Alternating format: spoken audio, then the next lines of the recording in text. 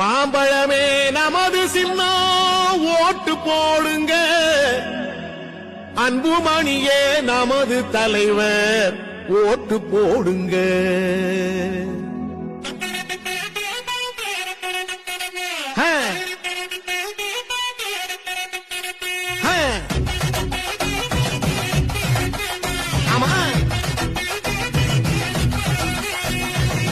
ஓட்டு போடு ஓட்டு போடு மாம்பழத்தில் ஓட்டு போடு, நாட்டு மக்கள் நல்லா இருக்க மாம்பழத்தை பார்த்து போடு.